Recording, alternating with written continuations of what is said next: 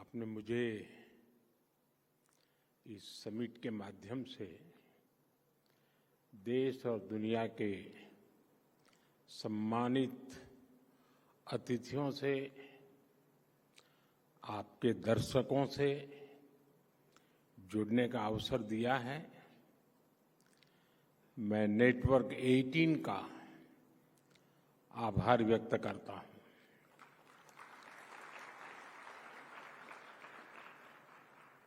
मुझे खुशी है कि आपने इस वर्ष की समिट को भारत के युवाओं की एस्पिरेशन से जोड़ा है। इस साल के शुरुआत में विवेकानंद जयंती के दिन यहीं भारत मंडपम में विकसित भारत यंग लीडर्स डायलॉग हुआ था। तब मैंने युवाओं की आंखों में देखा था सपनों की चमक, संकल्प का सामर्थ्य और भारत को विकसित बनाने का जुनून।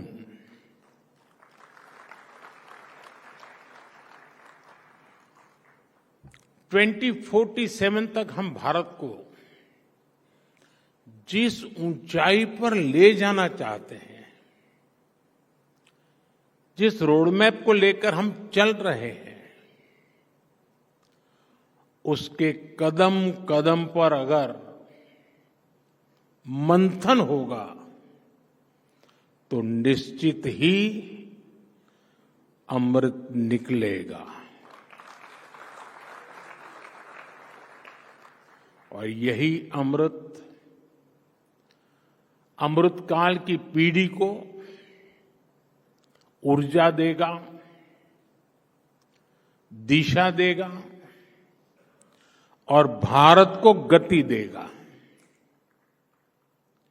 मैं आपको इस समिट की बधाई देता हूं, शुभकामनाएं देता हूं। साथियों, आज दुनिया की नजर भी भारत पर है और दुनिया की उम्मीद भी भारत से है। कुछ ही वर्षों में हम दुनिया की 11वीं से 5वीं सबसे बड़ी इकोनॉमी बने हैं। बहुत कम समय में अनेक प्रकार के ग्लोबल चैलेंजेस आए, लेकिन भारत रुका नहीं। भारत ने डबल स्पीड से दौड़ लगाई और एक दशक में अपनी इकोनॉमी के साइज को डबल करके दिखाया है। जो सोचते थे कि भारत स्लो और स्टेडी चलेगा, उन्हें अब फास्ट एंड फियरलेस इंडिया दिख रहा है। और इसमें भी कोई संदेह नहीं है कि जल्द ही भारत की दुनिया की तीसरी इकोनॉमी बनना तय है।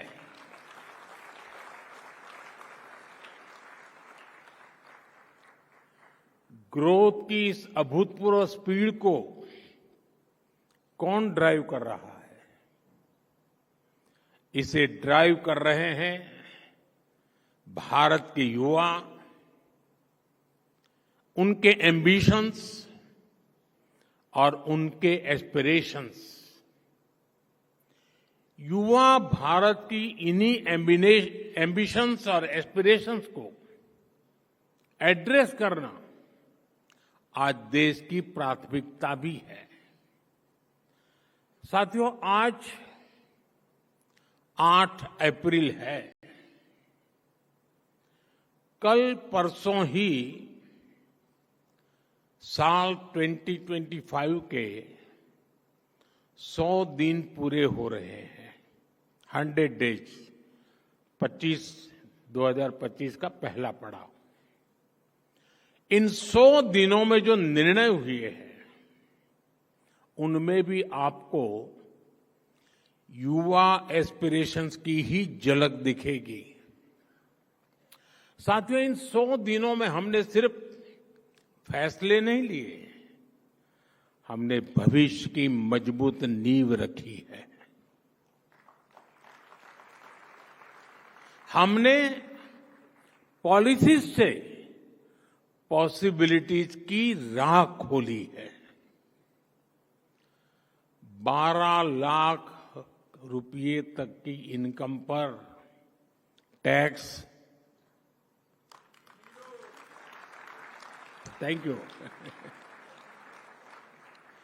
इसका सबसे बड़ा फायदा हमारे यंग प्रोफेशनल्स और एंटरप्रेन्योर्स को मिल रहा है। मेडिकल की 10,000 नई सीटें, आईआईटी में 6,500 नई सीटें, यानी एजुकेशन का एक्सपांशन, इनोवेशन का एक्सेलरेशन। 50,000 नई अटल टिंकरिंग लैब्स, यानी अब देश के हर कोने में इनोवेशन का दीप जलेगा और एक दीप से जले दीप अनेक। एआई और स्किल डेवलपमेंट के लिए सेंटर ऑफ एक्सीलेंस, यूथ को मिलेगा फ्यूचर रेडी बनने का मौका। 10,000 नई पीएम रिसर्च फेलोशिप, अब आइडिया से इम्पैक्ट तक का सफर और आसान होने वाला है। जैसे स्पेस सेक्टर खोला गया, वैसे ही अब न्यूक्लियर एनर्जी सेक्टर भी ओपन किया गया। इनोवेशन को अब सीमाएं नहीं, समर्थन मिलेगा। गीग इकोनॉमी से जुड़े युवाओं को पहली बार सोशल सिक्योरिटी का कवच दिया जाएगा। जो पहले दूसरों के लिए इनविजिबल थे, अब वे नीतियों के केंद्र में हैं। और एससी, एसटी तथा वुमेन एंटरप्रेन्योर्स के लिए 2 करोड़ के term loan. Inclusivity is not just a promise, it's a policy. इन सभी निर्णयों का सीधा लाभ भारत के नौजवानों को मिलने वाला है, क्योंकि जब युवा आगे बढ़ेगा तभी भारत आगे बढ़ेगा। साथियों, इन 100 दिनों में भारत ने जो किया है वो दिखाता है कि भारत रुकने वाला नहीं है। भारत झुकने वाला भी नहीं है। भारत अब थमने वाला भी नहीं है। इन 100 दिनों में भारत दुनिया का चौथा ऐसा देश बना जिसने सैटेलाइट्स की डॉकिंग और अनडॉकिंग की क्षमता हासिल की। भारत ने सेमी क्रायोजेनिक इंजन का सफल परीक्षण करके दिखाया। भारत ने 100 गीगावाट सोलर कैपेसिटी का ऐतिहासिक पड़ाव पार कर लिया। भारत ने 1,000 मिलियन टन कोयला उत्पादन का रिकॉर्ड बनाया। नेशनल क्रिटिकल मिनरल मिशन की शुरुआत हुई और इन्हीं 100 दिनों में कर्मचारियों के लिए 8वें वेतन आयोग गठित करने का निर्णय हुआ। किसानों के लिए खाद पर सब्सिडी में बढ़ोतरी का फैसला हुआ, यानी अन्नदाता की चिंता सरकार की प्राथमिकता है। छत्तीसगढ़ में 3 लाख से ज्यादा परिवारों ने एक साथ नए घरों में गृह प्रवेश किया। स्वामित्व योजना के तहत 65 लाख से अधिक प्रॉपर्टी कार्ड सौंपे गए।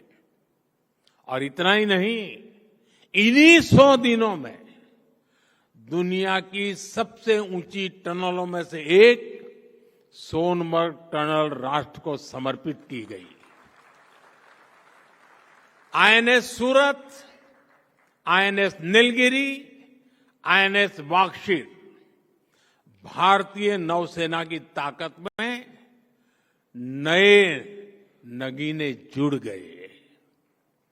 सेना के लिए made in India light combat helicopter खरीदी को हरी झंडी मिली और वक्फ कानून में संशोधन का बिल पास हुआ, यानी सामाजिक न्याय के लिए एक और बड़ा और ठोस कदम लिया गया।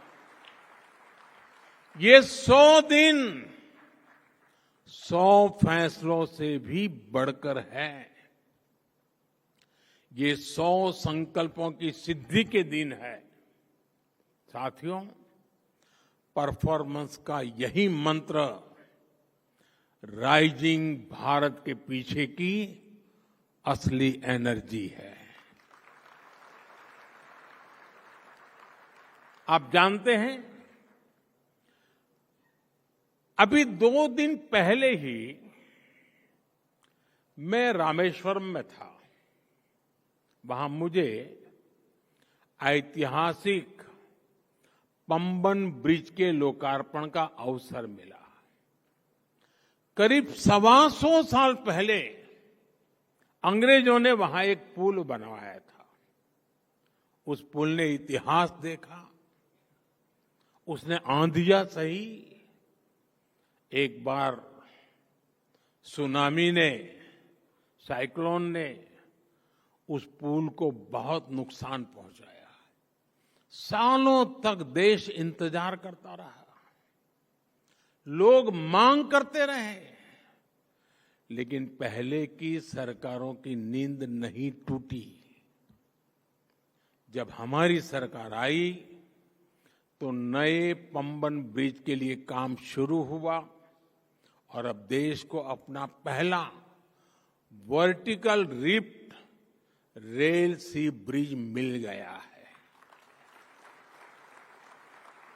साथियों, परियोजनाओं को लटकाते रहने से देश नहीं चलता। देश चलता है परफॉर्म करने से, तेजी से काम करने से। Delay is the enemy of development. और हमने इस दुश्मन को हराने की ठान ली है।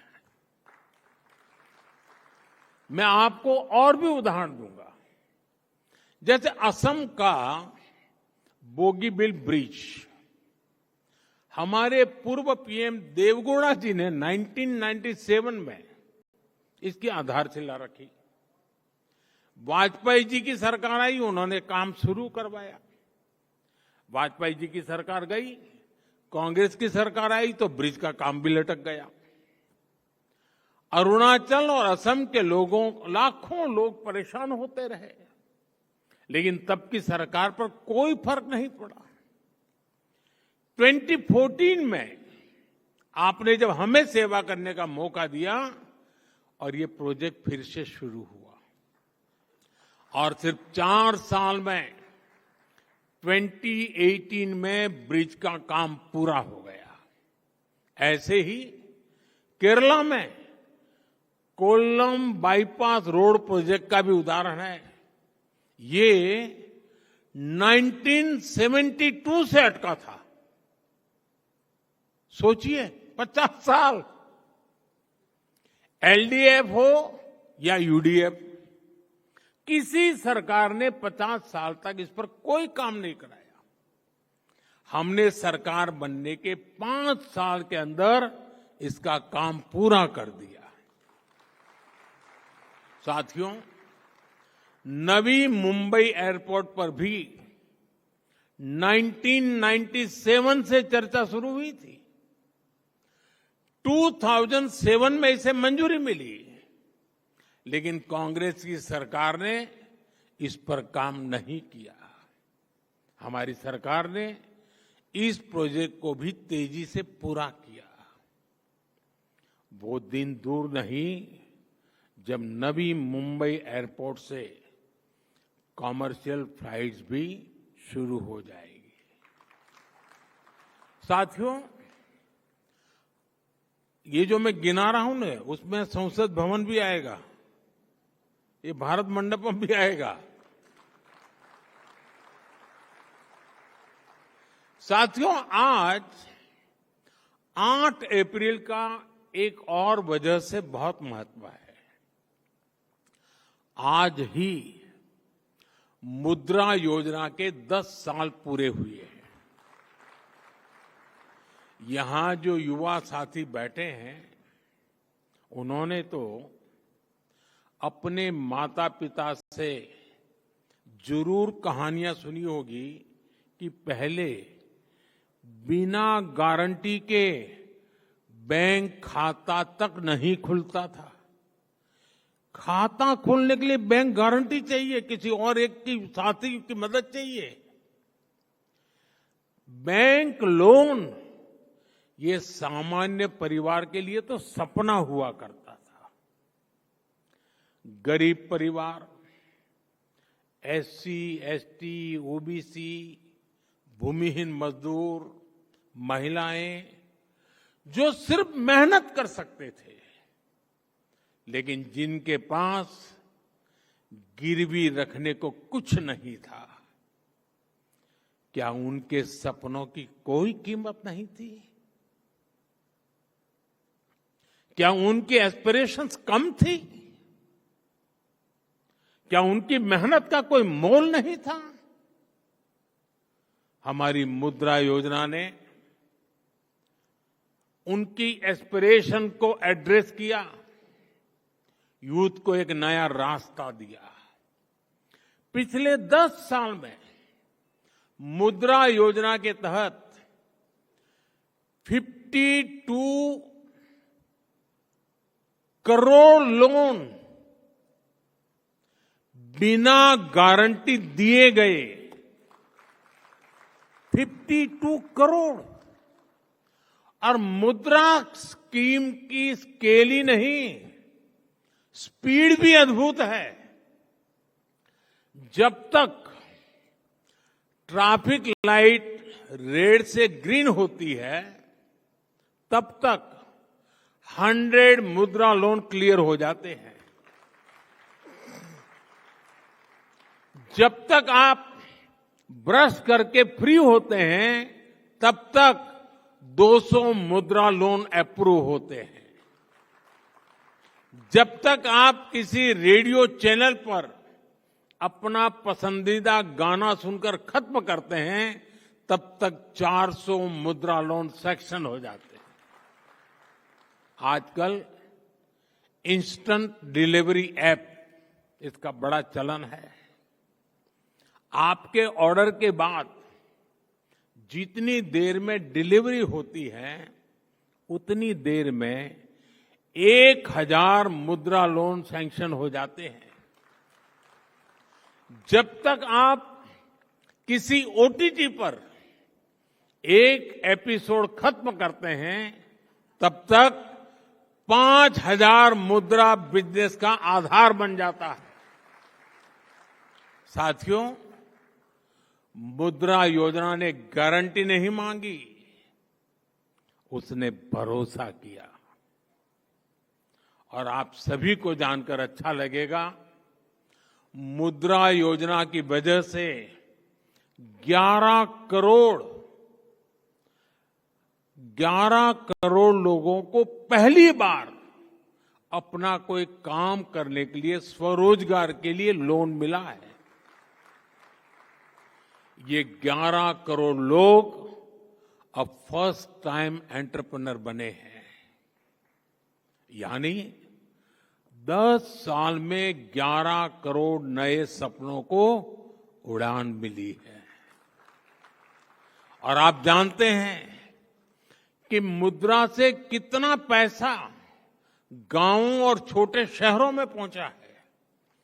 करीब 33 लाख करोड़ रुपीस, 33 लाख करोड़ रुपए, इतनी तो कई देशों की जीडीपी भी नहीं है। This is not just micro finance, this is a mega transformation at the grass roots. साथियों, ऐसा ही उदाहरण एस्पिरेशनल डिस्ट्रिक्ट और एस्पिरेशनल ब्लॉक्स का है। पहले की सरकारों ने देश के 100 से अधिक ऐसे जिलों को पिछड़ा घोषित करके उन्हें अपने हाल पर छोड़ दिया था। इनमें से अनेक जिले नॉर्थ ईस्ट में थे, ट्राइबल बेल्ट में थे। करना तो ये चाहिए था कि इन जिलों में सरकार अपना बेस्ट टैलेंट भेजती, लेकिन होता ये था कि इन जिलों में अफसरों को पनिशमेंट पोस्टिंग के लिए भेजा जाता था। यही तो पुरानी सोच थी, पिछड़े को पिछड़ा ही रहने दो। हमने ये अप्रोच बदली और इन जिलों को एस्पिरेशनल डिस्ट्रिक्ट घोषित किया।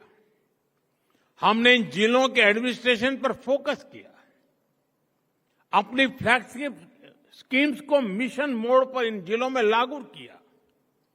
अलग अलग पैरामीटर्स के आधार पर इन जिलों की ग्रोथ को मॉनिटर किया गया। आज वही एस्पिरेशनल डिस्ट्रिक्ट कई राज्यों की एवरेज से बेहतर और कई तो नेशनल एवरेज से आगे निकल चुके हैं।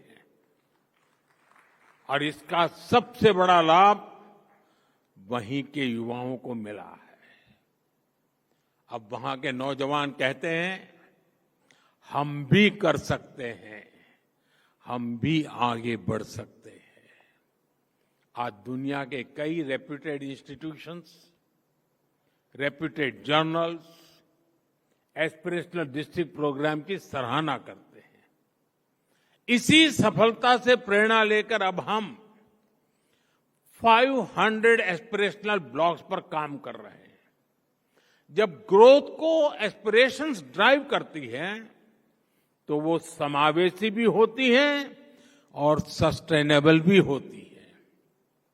साथियों, किसी भी देश के तेज विकास के लिए बहुत जरूरी है देश में शांति, स्थिरता और सुरक्षा की भावना। गुरुदेव टैगोर की कल्पना थी, चित्त चेता भय शून्य, उच्च जेथा शीर, where the mind is without fear and the head is held high.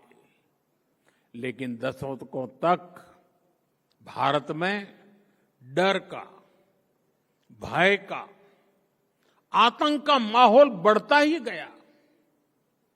इसका सबसे ज्यादा नुकसान युवाओं को ही हुआ। हिंसा, अलगाव, आतंकी आग में सबसे ज्यादा देश का युवा ही झुलसा है। जम्मू कश्मीर में दशकों तक युवाओं की अनेक पीढ़ियां बम, बंदूक और पत्थरबाजी में खप गई।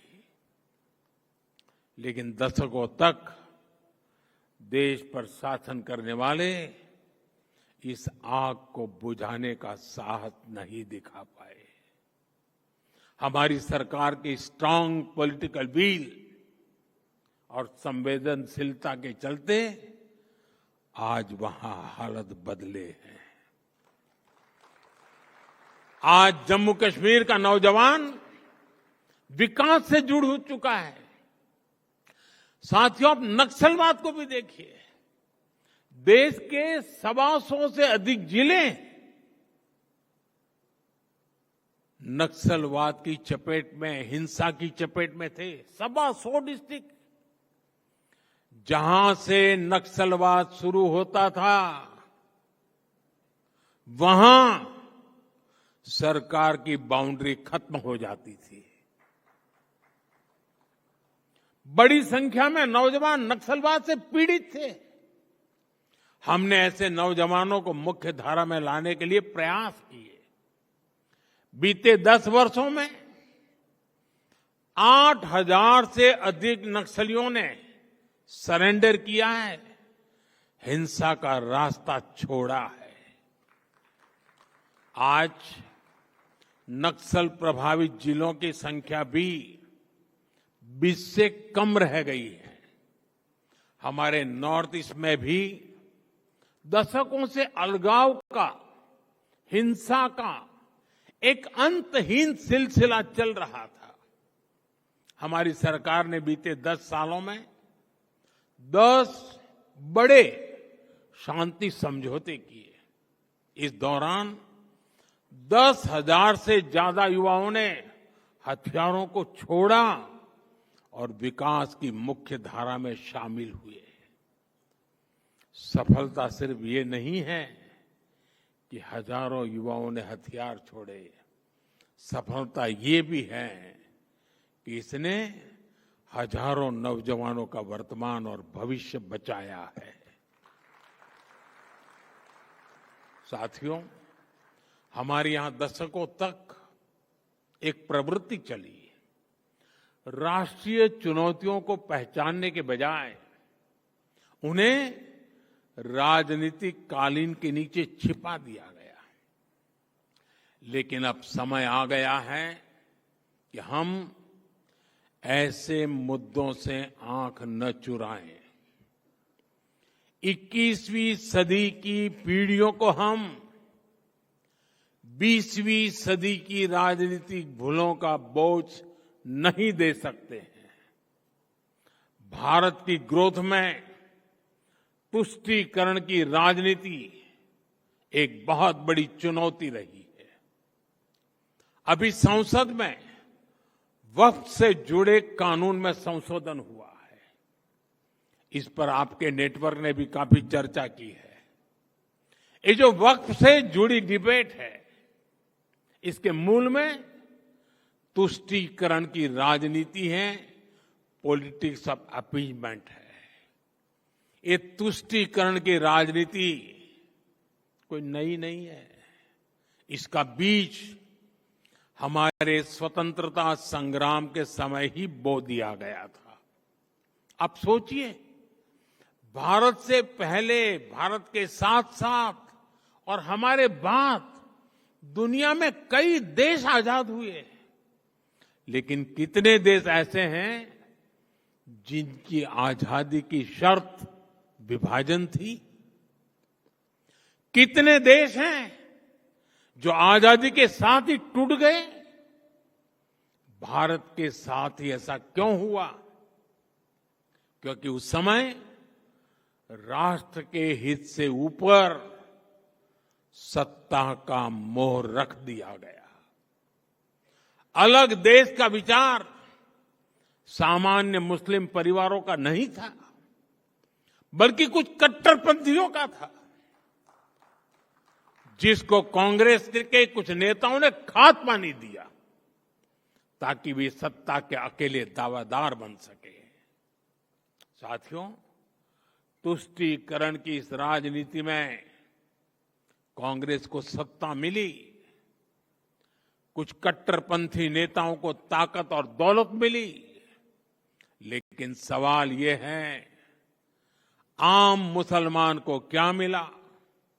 गरीब पसमानदा मुसलमान को क्या मिला? उसे मिली उपेक्षा, उसे मिली अशिक्षा, उसे मिली बेरोजगारी। और मुस्लिम महिलाओं को क्या मिला? उन्हें मिला शाहबानो जैसा अन्याय, जहां उनका संवैधानिक हक कट्टरपंथ की भेंट चढ़ गया, उन्हें मिला चुप रहने का आदेश, सवाल न पूछने का दबाव, और कट्टरपंथियों को मिल गया खुला लाइसेंस महिलाओं के अधिकारों को कुचलने का। साथियों, तुष्टीकरण यानी पॉलिटिक्स ऑफ एबिजमेंट भारत की सोशल जस्टिस की मूल अवधारणा के पूरी तरह खिलाफ है। लेकिन कांग्रेस ने इसे वोट बैंक की राजनीति का हथियार बना दिया। 2013 में वक्फ कानून में किया गया संशोधन मुस्लिम कट्टरपंथियों और भूमाफियाओं को खुश करने का प्रयास था। इस कानून को ऐसा रूप दिया गया कि उसने संविधान के ऊपर खड़ा होने का भ्रम पैदा किया। जिस संविधान ने न्याय के रास्ते खोले, उन्हीं रास्तों को वक्फ कानून ने संकुचित कर दिया गया, और इसके दुष्परिणाम क्या हुए? कट्टरपंथियों और भूमाफियाओं के हौसले बुलंद हुए। केरल में ईसाई समाज के ग्रामीणों की जमीन पर वक्फ के दावे, हरियाणा में गुरुद्वारों की जमीन विवादों में, कर्नाटका में किसानों की जमीन पर दावा, कई राज्यों में गांव के गांव हजारों हेक्टेयर जमीन अब एनओसी और कानूनी उलझनों में फंसी पड़ी है। मंदिर हो, चर्च हो, गुरुद्वारे हो, खेत हो, सरकारी जमीनें हो, किसी को भी अब भरोसा नहीं रह गया था कि उनकी जमीन उनकी ही रहेगी। सिर्फ एक नोटिस आता था और लोग अपने ही घर और खेत के लिए कागज ढूंढते रह जाते थे। जो कानून न्याय के लिए था, वो डर का कारण बन गया। ये कैसा कानून था? साथियों, मैं देश की संसद को सर्व समाज के हित में, मुस्लिम समाज के हित में एक शानदार कानून बनाने के लिए बधाई देता हूं।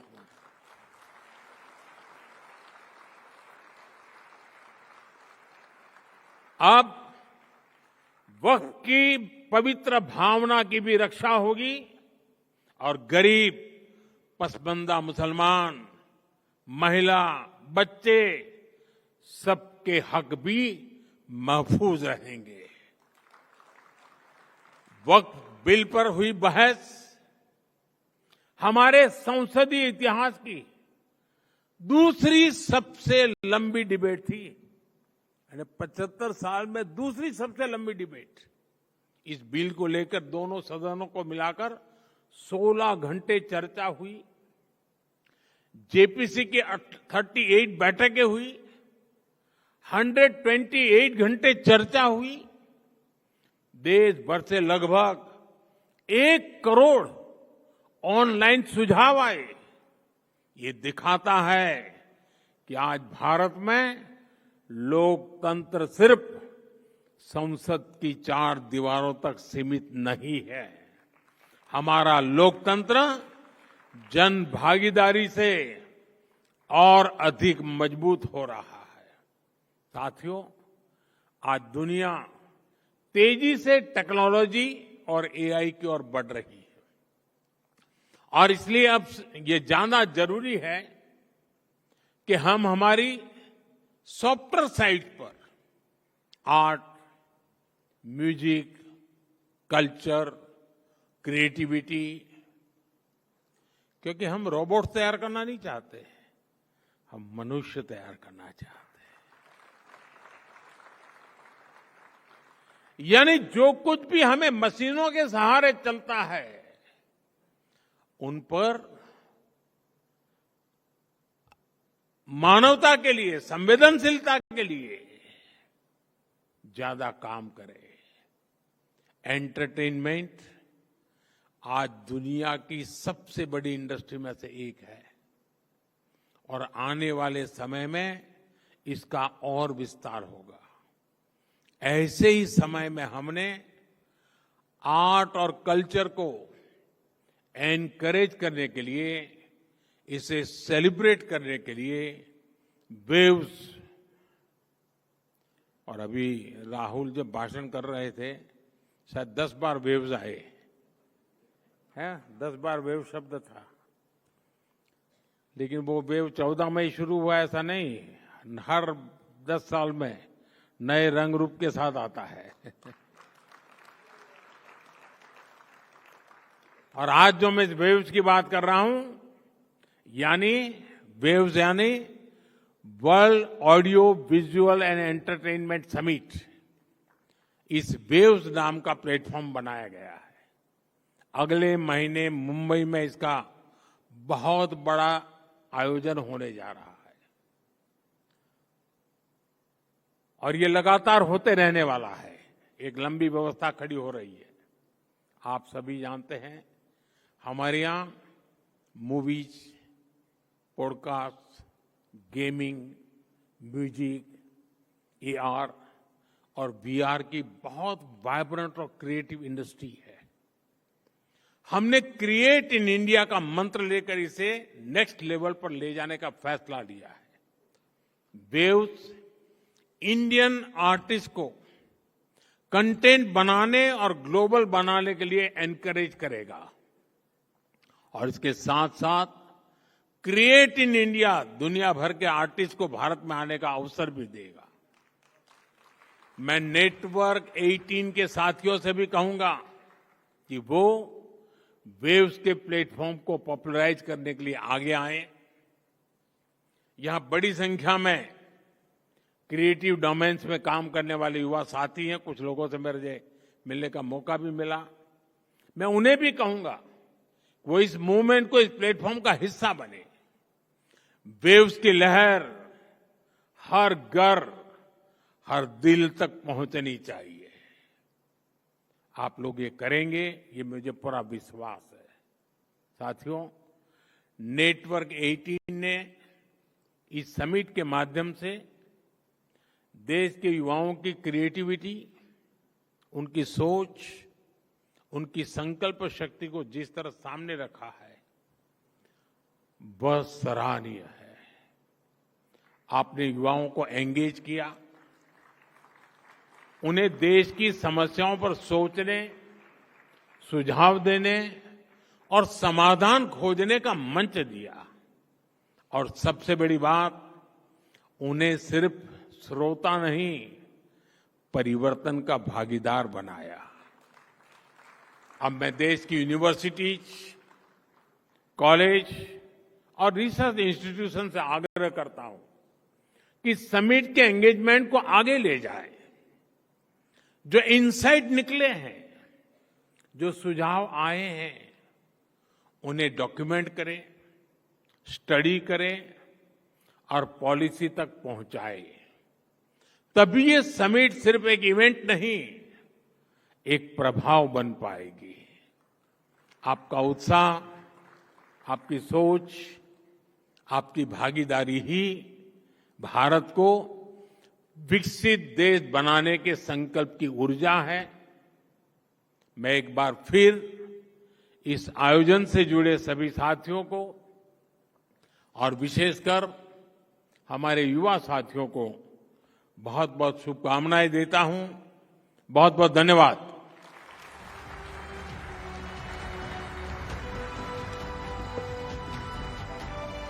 Huge round of applause for the Honorable Prime Minister Shri Narendra Modi. What an inspiring speech.